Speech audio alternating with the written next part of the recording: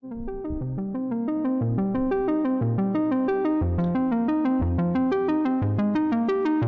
USDT, because that was something that people had asked me to take a look at. I'm not too sure if I did or not. Here we have it. Don't know if it was this what I was looking at yesterday. Kind of suspect that it wasn't, in fact. Ichimoku Cloud making this rather easy just off the bat in terms of understanding where the prices are. This is a rather beautiful indicator in that sense, of course. If this doesn't have any sort of, if you're not seeing what it's showing you right here, let me try and make that a little bit more clear to you. The prices were moving up.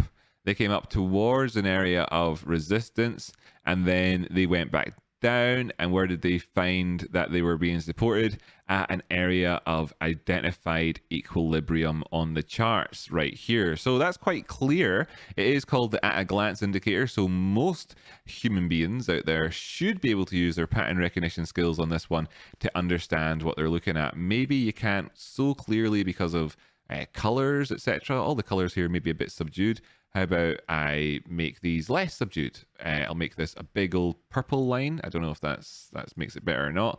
I'll make this next one the green colored line. No, the conversion line should be green. Sorry, make the green that one. And make this one purple. I don't know. Does that make it better? I don't know.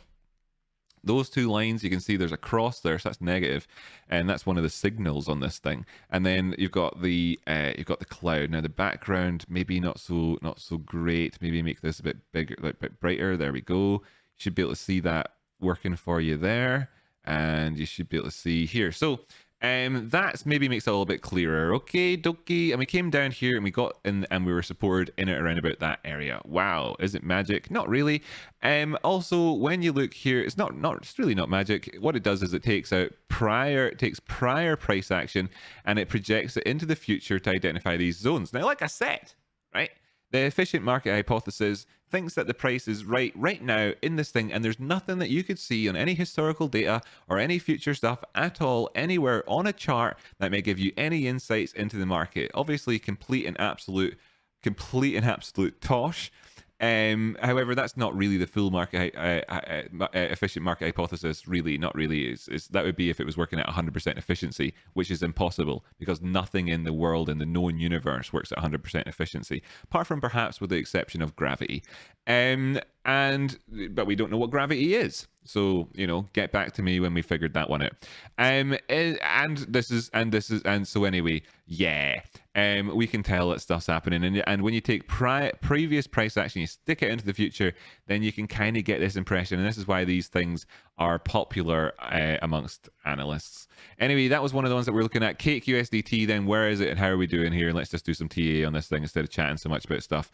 Oh, and thanks for joining me. If you're just joining me just now, we're going to be going back to the regular markets within the next 3 minutes to see them opening up and getting all hyped and all that crap about what's happening in the here and now. But for just now, what we're going to do is some TA on Cake for the next couple of minutes. There's always time to do TA, so it's always recommended. Even if markets are open up, there's still time to do it. We can see that we took out the 236 as we moved down here. Actually came in for a nice 382 Fibonacci retracement as well. So you got the Fibonacci and the Ichimoku Cloud giving you a clear idea of where the prices could be heading after we did a few things. Like if you were playing this off the back of the cross on the conversion here in the Ichimoku Cloud, you would have been looking down towards this region. So the price is in and around about 22.30. You would have been looking down to about $19. You could have obviously got a move as far as 18, and now we're back up above the 236. Now we're hoping to see the base and the conversion line cross again. We get a cross of the base and conversion line while above the cloud. What are the implications for it? Well, the implications are clear. There are implications for trend. Over here, you moved up. You're now then above the cloud. We're above this cloud and we're above this cloud. And that's the start. And we had this cross over here, and that happened below the cloud. This is the cloud here. This is the cross here. This is below that. That was below the cloud. Now, if there's a cross here, it'll be above the cloud, which means that we must have, in order to be in a position where you could get a cross like this above the cloud, certain conditions have to have happened. For example, you'd need need to have moved past the cloud. Then, of course, you'd also have had to have had a correction to the point at which there was a negative cross, because on the way up here, there'd obviously be positive, right? So then at this point, once you've experienced your correction, if you were to move back up again, then what it means is that you started a trend. And that's why whenever you get the cross here and the thing, they're moving up, that's what the rules of this thing are trying to tell you to look for when they're saying to trade it. Now, of course, you often see this thing working, really badly in that sense, where you don't necessarily get crosses above the line that you're necessarily looking for to get trades off the back of. But here in the 50-minute time frame, you can see that maybe that was one, maybe that was one. That obviously carrying you the whole way up. Now, if you're looking to get out when it crosses negatively, it would got in here. You're looking to say, well, maybe you get a bounce at this point where you can go up higher. And then, of course, you can look at the charts, the oscillators down below. You can see that this is bearishly divergent at this point whenever this is all going on. And then you can see that this is happening. So you've got that upward movement, you've got that bearish divergence, you've got us going into the cloud. So that's that. I mean, look, okay, that's kind of teaching you. That's doing the TA right now slightly to teach you how to do TA using this tool. That's what that was.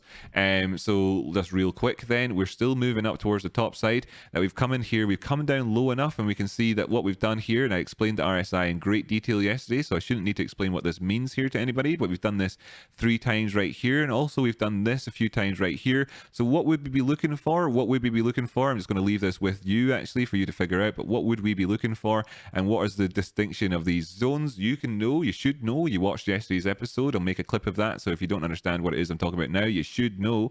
Here we have the DMI 15-minute time frame, potential for it to go positive. If we do that, then what we need to see is what you should be expecting and hoping to see in here, if you know what we watched yesterday, we talked about yesterday, and then there you have it.